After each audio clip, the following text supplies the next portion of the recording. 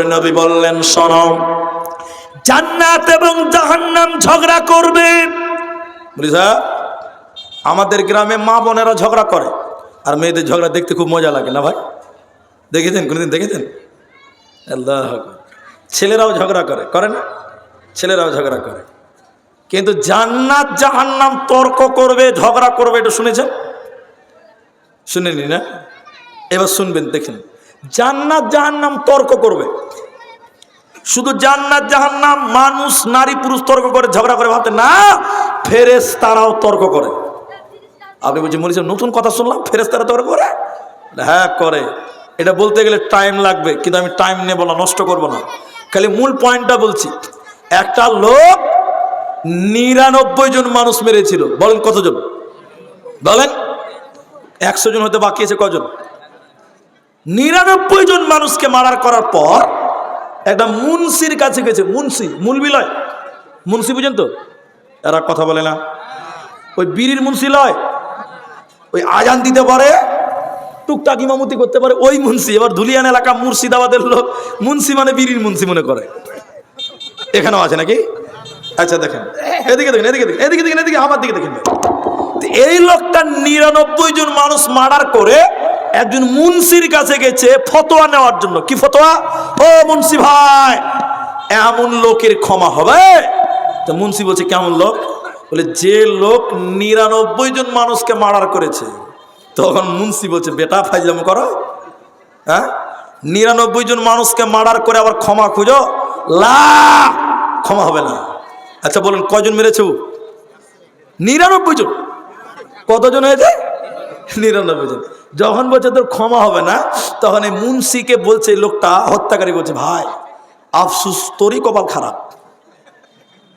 99 জন মানুষকে মার্ডার করে যদি ক্ষমা না হয়, তাহলে 100 জন হতে বাকি আছে কটা? তখন এই লোকটা বলছে, মুন্সি রেডি হয়ে যাও, রেডি হয়ে যা। তালোয়ার নিয়েছে, ওর পেটে ঢুকিয়ে দিয়েছে। 100 জন। কতজন হলো? ফুল সেঞ্চুরি করে লেছে। এরপর ওর ভিতরটা খালি ধাকাম ধাকাম ধাকাম ধাকাম ধাকাম। মাফ কি হবে না? অন্তর দিবাতে বলছে, হাগো আমাকে কি কেউ ফতোয়া দিবে না? বলছে হবে। ইসলামপুর মার্কাজে যাও, বড় বড় মুলবি আছে। ধুলিয়ান রহমানিয়াতে যাও, বড় বড় মুলবি আছে, ওরা ফতোয়া দিবে। বলছে তাই নাকি? হ্যাঁ। লোকটা এই গ্রাম থেকে মনে করে রহমানিয়াতে যাচ্ছে। কত kilometre? 4 kilometre. 4 kilometre Jamia Rahmania যাচ্ছে। যেতে যেতে রাস্তাতেই লোক মারা যাচ্ছে। রাস্তাতে লোকটা মরে গেল। বাড়ালাম না, কথা শেষ করলাম। এদিকে দেখেন, জান্নাতের ফেরেশতা এসছে, জাহান্নামের ফেরেশতা এসছে। জান্নাতের ফেরেশতা বলছে চল চল জান্নাত চল। তো জাহান্নামের ফেরেশতা বলছে এই মাস্তানি করছিস? জাহান্নামের ফেরেশতা বলছে এই জান্নাতের ফেরেশতা তোরা নিয়ে যাবি মানে? লোকটা 100টা লোক মার্ডার করেছে, তোরা জান্নাতে দিবি মানে? না, জাহান্নাম দিব। জান্নাতের ফেরেশতা বলছে লোকটা যে তওবা খুঁজছিল রে, বুঝে ওগুলা বুঝি না, তওবা কবুল হয়নি, মার্ডার করেছে 100টা, আমি জাহান্নাম দিব। জান্নাতের ফেরেশতা বলছে আমি লিব, ও বলছে আমি দিব। তাহলে এদের ভিতরেও গন্ডগোল লাগতে লাগে কি লাগে না বলেন? লাগে। ও বলছে আমি নিব, ও বলছে আমি লিব। আবু সাইদ খুদরি হাদিসের রাবি, বুখারী মুসলিমের হাদিস। তাহলে ফেরেশতাদের মধ্যেও গন্ডগোল। এদের মীমাংসা করবেন স্বয়ং আল্লাহ।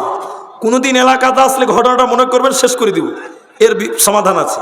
এবার চলেন, যে কথা আমি বলছি অহংকার, জান্নাত জাহান্নাম তর্ক লিপ্ত হবে, ঝগড়া করবে। কি কি কি? জাহান্নাম বলছে আল্লাহ আমি এই লোকগুলোকে জাহান্নাম দিব। জান্নাত বলছে না এই লোকগুলোকে আমি জান্নাতে নিব। জাহান্নাম বলছে না আমি জাহান্নাম দিব। জান্নাত বলছে জান্নাত দিব। আপসের মধ্যে গন্ডগোল, বুঝতে পারছেন? এদের মধ্যেও তখন আল্লাহ তাবারক ওয়া তাআলা বলেন থেমে যা এরে জান্নাত জাহান্নাম। এ জাহান্নাম তুমি বলো তুমি কাকে চাইছো বলো। আমি শুধু জাহান্নামেরটাই বলি। জাহান্নাম তখন বলবে আল্লাহ জালেম, যারা মানুষকে জুলুম করেছিল, মানুষদের প্রতি অত্যাচার করেছিল, আল্লাহ জালেমকে আমি জাহান্নামে দাও, আমি তাদেরকে উপযুক্ত বদলা আজকে দিব, আমি তাদেরকে লাঞ্ছিত করব, অপমানিত করব। আল্লাহ জালেমকে আমি জাহান্নামে দাও। এই আল্লাহ বলছেন মঞ্জুর, কবুল। তাহলে জালেম কোথায় থাকবে? এরা বাংলা বুঝে না। জালেম তাহলে কোথায় থাকলো? তা জাহান্নাম চলে গেল। এবার বলছে জাহান্নামী, এরপর বলো কি চাও? এটা বড় দুঃখের কথা। তখন জাহান্নাম বলবে আল্লাহ, অহংকারী মানুষগুলোকে আমার কাছে দাও, আমি জাহান্নামে তাদের সোজা করে দিব, আমি তাদের বদলা দিব, আমি তাদের শাস্তি দিব। আল্লাহ তখন বলবে ওরে জাহান্নাম কবুল করা হলো, তোর কাছে থাকবে জালেম, তোর কাছে থাকবে অহংকারীরা। এজন্য দুনিয়াতে যতই ক্ষমতার পাওয়ার দেখাও কেন, আল্লাহর জাহান্নাম রেজিস্ট্রি করা আছে তোমার জন্য। মাথা টুকে মরে গেলে জান্নাতে যাবে না, পাবে না, দেবে না। একটা আয়াত বলবো ভাই, সূরা বাকারা, সূরা নাম্বার 2, পারা নাম্বার 1, রুকু নাম্বার 3, পৃষ্ঠা নাম্বার 7, আয়াত নাম্বার 34। এই আয়াতটা আমি বলবো, আমার খুব ইচ্ছা আজকে আয়াতটা আমি বলবোই, যদিও 11:15 বাজে। আপনারা আছেন তো? না পালিয়ে যাবেন? জি ভাই। এবার প্রশ্নটা করছি, আগে উত্তরটা দেন। যার যা মনে আসবে তাই বলবেন, কিন্তু বলবেন পৃথিবীতে সর্বপ্রথম পাপ কি বলেন তো দেখি কেউ? জেনা না কি বললো কি? শিরক একটা হলো। আপনারা বলেন না জি ভাই? মানুষ হত্যা। মাশাআল্লাহ মাশাআল্লাহ। পাপের সিরিয়াল দুনিয়া পরকাল দুটো মিলে সর্বপ্রথম পাপ কোনটা বলেন? জি ভাই, আপনারা বাংলা বুঝেন না নাকি? একটা বলো হত্যা, একটা বলো শিরক, সুদ। শিরকটা দুনিয়াতে, হত্যাটা দুনিয়াতে হয়েছে, দুনিয়াতে। বলেন পাপের সিরিয়ালে সর্বপ্রথম পাপ। তাহলে কেউ বললেন হত্যা, কেউ বললেন শিরক, কেউ বললেন সুদ। তার মানে তৃণমূল, বিজেপি, সিপিএম সব রকম আছে, বুঝতে পারছি। জি, দুনিয়াতে যদি বলা হয় পৃথিবীর বুকে, তাহলে হবে হত্যা, ঠিক আছে। আর পাপের সিরিয়ালে টোটাল জান্নাত জাহান্নাম সব মিলিয়ে যদি বলেন, তাহলে হবে অহংকার। কি হবে?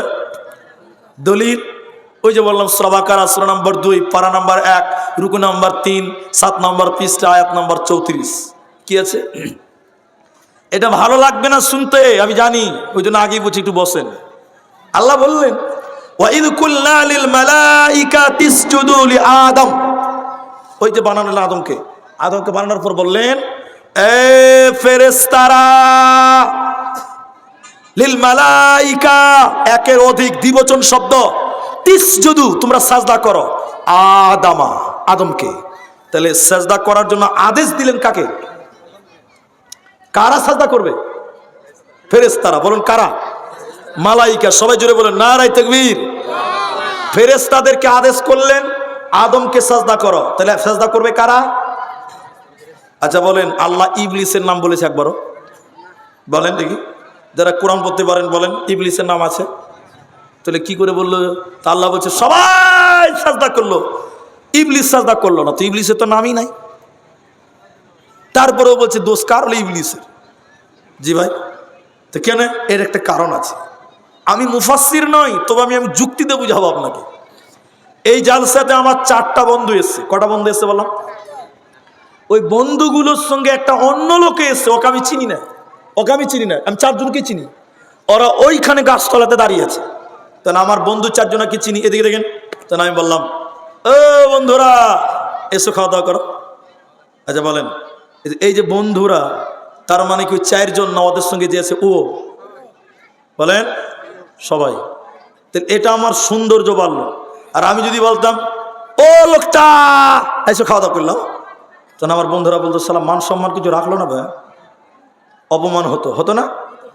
তো ইবলিস একজন, ফেরেশতারা অনেকজন। কথা বুঝতে পারলেন? ইবলিস কয়জন? ওখানে ইবলিস আছে একা, আর ফেরেশতারা। তা আল্লাহ যদি বলতো ও ইবলিস সাজদা করো, তাহলে ফেরেশতাদের অপমান হতো। কথা বুঝতে পারলেন? আল্লাহ পরোক্ষভাবে বলছেন ওখানে ইবলিসও ছিল। আল্লাহ বললেন হে ফেরেশতারা, এটা বহুবচন, বন্ধুরা বহুবচন। কথা বুঝতে পারলেন না? যদি বলতাম বন্ধু খেলাও, এক বচন, বন্ধুরা মানে বহু বচন। আল্লাহ বলেন ওয়াইদ কুল্লা লিল মালাইকা হে ফেরেশতা মণ্ডলী, ওখানে ইবলিস ছিল। আল্লাহ ইবলিসকে বলল, তিসজুদু, তোমরা সাজদা করো, আদমকে সাজদা করো। সবাই সাজদা করলো, ইবলিস কিন্তু সাজদা করলো না। আবার অস্বীকার করলো, ওয়াস্তাকবার, সে অহংকার করলো। এই মুসলমান কি করলো? অহংকার করলো। কি বললো জানেন? আরে আমি মাটির তৈরি মানুষকে সাজদা করব?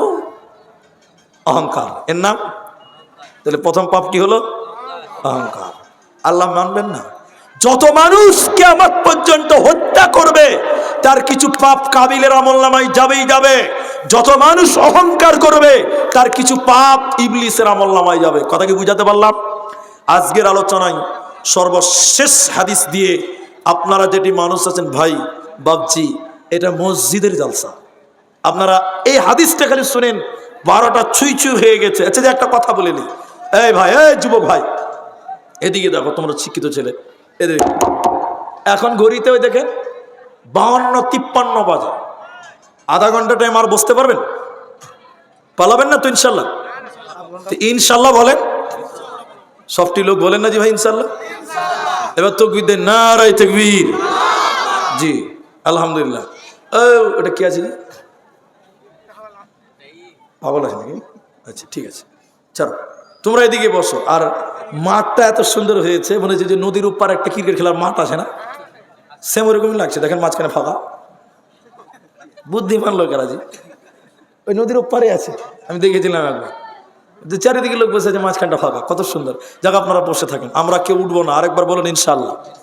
যদি বুড়া মানুষ থাকে মাইনাস প্লাসের জন্য উঠবেন, বাকি কেউ উঠিয়েন না আল্লাহর রাস্তায়। হাদিস 3টি হাদিস বলবো আপনাদেরকে, একটা হাদিসের উপরে টার্গেট করে। আমি পায়ের উপরে পা তুলি না, কিন্তু এটা বেয়াদবি মনে করি। কেন যে আমার অনেক বড় মানুষেরা সামনে আছেন বাপের বয়সে, আমি মাপ চেয়ে নিলাম। দেখেন দেখেন, আল্লাহ নবী বললেন, কেউ যদি অহংকার করে পায়জামা, প্যান্ট, লুঙ্গি, জামা, বিশ্বনবী বললেন, কেউ যদি অহংকার করে পুরুষেরা পায়জামা, প্যান্ট, লুঙ্গি, জামা টাকনোর নিচে পরে ঝুলিয়ে, লা ইয়ানদুরুল্লাহু ইয়াউমাল কিয়ামাহ, এই লোকের দিকে কিয়ামতের দিন আল্লাহ তাকাবে না, পাক করবে না, পবিত্র করবে না, বিনা বিচারে আল্লাহ জাহান্নাম দেবে। অতএব যুবক, তুমি তোমার পায়জামা, লুঙ্গি, প্যান্ট টাকনোর নিচে পরতে পাবে না। পরবো না ইনশাল্লাহ বলো। 2, অহংকার করে কেউ যদি পায়জামা, প্যান্ট পুরুষেরা টাকনোর নিচে পরে, যে জায়গাটুকু টাকনোর নিচে থাকবে ওই জায়গাটুকু জাহান্নামের আগুনে জ্বালানো হবে। অহংকার করে পায়জামা, প্যান্ট পুরুষ তুমি টাকনার উপরে নিচে পরবে না। সব সময় গোড়ালো টাকনা ঢেকে রাখবেন। এবার আপনি বলবেন, তোমার মোজাতে ঢাকা আছে, এটা দেখতে পেয়েছেন? শোনেন, এটা উপর দিক থেকে আসেনি, এটা নিচ দিক থেকে এসছে। উপর দিক থেকে যেটা আসবে ওটা টাকনো খোলা রাখতে হবে। কথা কি বুঝাতে পারলাম? বুঝতে পেরেছেন তো? হ্যাঁ। আর নিচ দিক থেকে যেটা আসবে এটা মুজা। এটা রসুল পড়েছেন, সাহাবীরা পড়েছেন, অনেক ইতিহাস আছে। হাদিস বলতে গেলে সময় লাগবে। তাইলে পুরুষ তোমার প্যান্ট, জামা, লুঙ্গি টাকনুর উপরে, টাকনুর নিচে নামানো যাবে না। যদি অহংকার করে যায়, আল্লাহ রসুল বললেন ওর দিকে আল্লাহ তাকাবে না, বিনা বিচারে জাহান্নাম, এবং ওই জায়গাটুকু জাহান্নামে জ্বলবে। এই জন্য তরুণ, যুবক, এই বন্ধুবর্ষ যারা আমরা রয়েছে, আমরা অহংকার মুক্ত হয়ে জীবন গড়ব। আমি আধা ঘন্টা টাইম চেয়েছি, শেষ কথার এটা ছিল মুদ্রা কথা। উমারের মতন গরিব মানুষ দুনিয়াতে এখন কেউ নাই। বলছেন কেমন কথা? এই যে বড় মাওলানারা বসে আছে, বড় ভাইরা বসে আছে, দেখেন 1 দিন 2 দিন 3 দিন উমার খায় নাই। কদিন খায়নি? 3 দিন না খেয়ে থেকেছেন। পেটের জ্বালা, ভুকের জ্বালা কাকি বলে। ওমর কাঁপতে কাঁপতে কাঁপতে কাঁপতে মসজিদে চলে গেছে। আবু বকর বললেন, ভাই ও ওমর, এই টাইমে মসজিদে কেন এসেছো? ইসলামের শুরুর কথা। ওমর কাঁদতে কাঁদতে বললেন, ভাই আবু বকর, আজকে 3 দিন থেকে খাই নাই, পেটের জ্বালা যন্ত্রণা সহ্য করতে না পেরে আমি মসজিদে এসেছি। কেউ যদি বলে কিছু খেতে দেয় ওই আশায়। এবার উমার বলছেন, আবু বকর তুমি এসেছো কেন? এদিকে দেখি খুব গুরুত্ব দিয়ে শুনেন। আবু বকর বললেন, ভাই উমার, তুমি যে কারণে এসেছো আমিও একই কারণে এসেছি। পেটের জ্বালা যন্ত্রণা সহ্য করতে না পেরে আল্লাহর ঘর মসজিদের দ্বারস্থ হয়ে গেলাম। বলুন সুবহানাল্লাহ। বিশ্বনবী মসজিদে এলেন তো বললেন, হে আবু বকর, উমার এই টাইমে মসজিদে কেন? বললেন, খেদার জ্বালা, পেটের জ্বালা, বড় জ্বালা, বড় যন্ত্রণা। নবী আপনি এসেছেন কেন? বিশ্বনবী আমার দিকে দেখেন, পেটের জামা উঁচু করে পাথর বাঁধা আছে দেখালেন। আবু বকর, ওমর খিদার জ্বালাই পেটে পাথর বাঁধা আছে। হায় রে কপাল, পৃথিবীর শ্রেষ্ঠ তিনজন দামি লোক, তারা 3 দিন 2 দিন 1 দিন না খেয়ে মসজিদে এসেছেন। নবী বললেন, চলো চলো চলো, আজকে ধনী সাহাবী আবু আইয়ুব আনসারীর বাড়িতে যাব, চলো। তখন পর্দা ছিল না, পর্দার আয়াত নাযিল হয়নি। নবীজি আবু বকর, ওমর আবু আইয়ুব আনসারীর বাড়ি গেলেন। তিনি পানি আনতে কুয়াতে গেছেন। নবী বললেন, তোমার স্বামী কোথায়? বলে, এখনই আসবে, পানি আনতে গেছে। আবু আইয়ুব দেখে খুশিতে আত্মহারা। 3 জন দামি লোক একসঙ্গে মেহমান। তিনি একটা ছুরি নিয়ে বাগানে গেলেন, পাকা, কাঁচা, দাছা 3 রকম খেজুর নিয়ে এলেন। নবী বলেন, আবু আইয়ুব রে, পাকা এনেছ, কাঁচা আনলে কেন? বললেন, হুজুর আমার মনে হলো নবী যদি কাঁচা খেতে ভালোবাসে তাই আমি কাঁচাও নিয়ে এলাম। দাছা আনলে কেন? এটাও আমার মনে হলো বিশ্ব নবীর যদি দাছা খেতে মন চাই, এই জন্য আমি 3 রকম নিয়ে এলাম। আবু আইয়ুব একটা চাকু নিলেন, ছুরি নিয়ে গেলেন ছাগল জবাই করার জন্য। বিশ্ব নবী বললেন, বড় দেখে জবাই করিও না, আমরা এক্ষুনি চলে যাব, অল্প ছোট দেখে একটা ছাগল জবাই করো। তিনি ছোট্ট ছাগল জবাই করলেন, রুটি বানানো হলো, মাংস বানানো হলো। নবীজি খেয়ে শুকরিয়া আদায় করলেন। যে উমার 1 দিন 2 দিন 3 দিন খাই নাই, ইতিহাস প্রমাণ করছে যেদিন উমার পৃথিবী ছেড়ে বিদায় হয়ে যায় 18 লক্ষ বর্গ মাইল, অর্ধেক পৃথিবীর বাদশা হয়ে মারা গেছিল। অর্ধেক পৃথিবীর শাসন করেছেন যে ওমর 3 দিন খায়নি। এই ওমরের এত উন্নতি কেন, এত পরিবর্তন কেন? ওমরের জীবন যদি আপনি দেখেন, ওমর রাখালকে উটের উপরে উঠিয়েছে, ওমর উটের দড়ি ধরে টেনে টেনে নিয়ে গেছে কেন? ওমর বলছে, আমিও মানুষ, ও ভাই রাখাল তুমিও তো মানুষ, একটানা তুমি যদি আমাকে নিয়ে টানতে টানতে হেঁটে হেঁটে চলো, পা ব্যথা হয়ে যাবে, আমি তো মানুষ, আমার ভিতরে কি দয়া নাই, আমার ভিতরে কি মায়া নাই? হযরত ওমর চাকরকে, গোলামকে উটের উপরে উঠিয়ে দিয়েছিলেন, আর উটের রশি ধরে হযরত ওমর টানতে টানতে হেঁটে হেঁটে গেছেন। ইনার নাম ছিলেন ওমর। এত ক্ষমতা, এত রাজত্ব, এত প্রভাব থাকার পরেও গরিবী জিন্দেগি লালন করেছে, সাদা মাটা জীবন গড়েছে, অহংকার মুক্ত জীবন গড়ার কারণে হযরত ওমর 3 দিন না খেয়েছে, অথচ তাকে এত উন্নতি দিয়েছে। এজন্য মুসলমান, দুনিয়াতে অহংকার করিও না, নচেত জান্নাত হবে না, হবে না, হবে না। সুবহানাল্লাহি ওয়া বিহামদিহি। আজকের এই মসজিদের জালসা নিয়ে 2টি কথা বলছি। এখন আমি অহংকারটা এখানে জমা রাখলাম, এখন 2টি কথা বলবো। আমি আধা ঘন্টা টাইম চেয়েছি।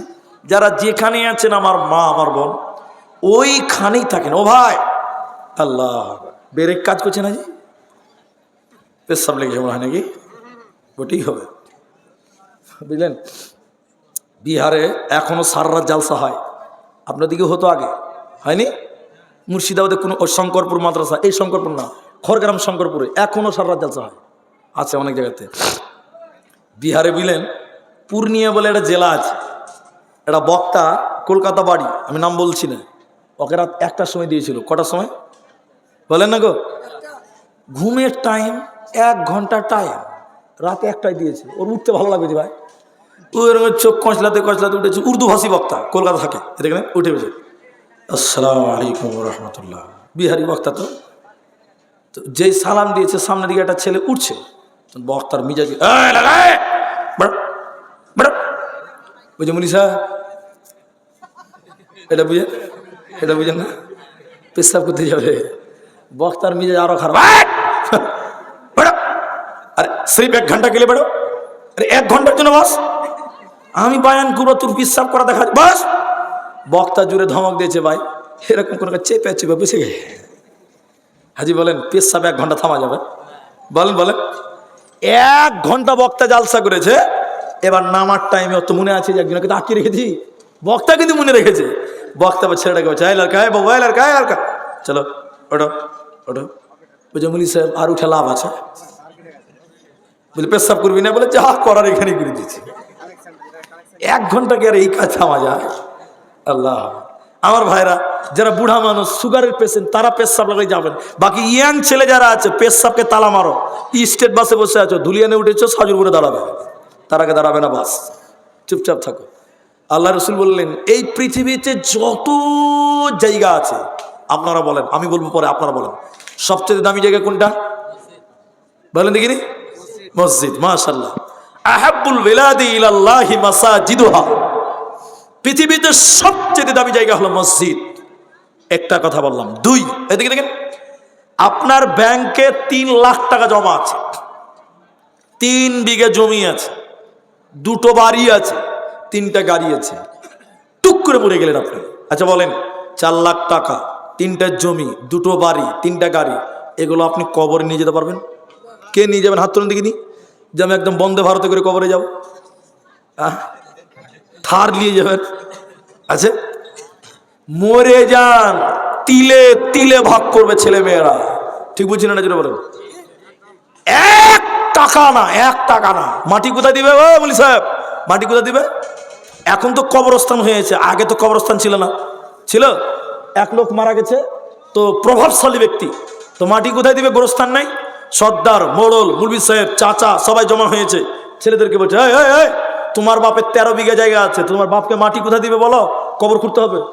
বড় ছেলে চোখ কচলাতে কচলাতে বলছে, চাচা আমার ঘরের কানটাতে একটু জায়গা পড়ে আছে, সকালবেলা আমার বেটা ঘুম থেকে উঠে পেশাব করে, ওই জায়গাটা কোনো কাজে লাগে না, ওখানে আমার বাপকে মাটিতে দাও। ঠিক বললাম না? যেটা বলেন।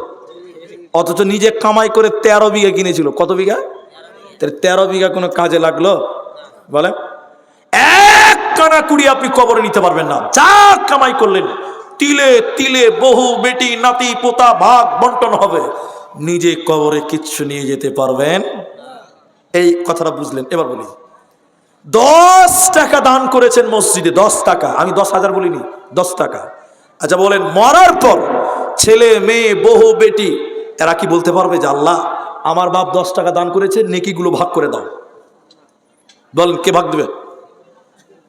1 টাকা দান করলেন, 1 টাকা, আপনি বলছেন আল্লাহ আমার বাপ 1 টাকা দান করেছে, আমরা 3 ভাই, ভাগ করো, 4-5 আনা করে করে ভাগ করো। কে নেকি দিবেন বলেন তো দেখি? তাহলে জমি কিনেছেন ছেলেদের, বাড়ি করেছেন ছেলেদের, গাড়ি কিনেছেন ছেলেদের, ব্যাংকে টাকা রাখেন ছেলেদের, ওগুলো আপনার না। যেটা দান করলেন এটাই আপনার। ছেলে মেয়েরা কেউ এর ভাগ পাবে না। এই জন্য মুসলমান চালাক হন। ছেলে মেয়ের জন্য অনেক করলেন, এখন যদি আপনাকে বলি আপনি নিজের জন্য কি করেছেন বলেন, কিচ্ছু দেখাতে পারবেন না। এই জন্য কখনো কখনো নিজের জন্য দান করবেন, নিজের জন্য, বিশেষ করে মায়ের জন্য, বাপের জন্য দান করবেন। তাহলে আপনার ছেলে মেয়েরা আপনার জন্য দান করবেন, যেমন করবেন তেমন পাবেন। তাহলে নিজের জন্য এবং মা বাপের জন্য দান করবেন। আজকের মসজিদটা আমি আপনাদের জন্য দাবি করব, আজকের এই মসজিদটার জন্য একজন লোক বলেন, একজন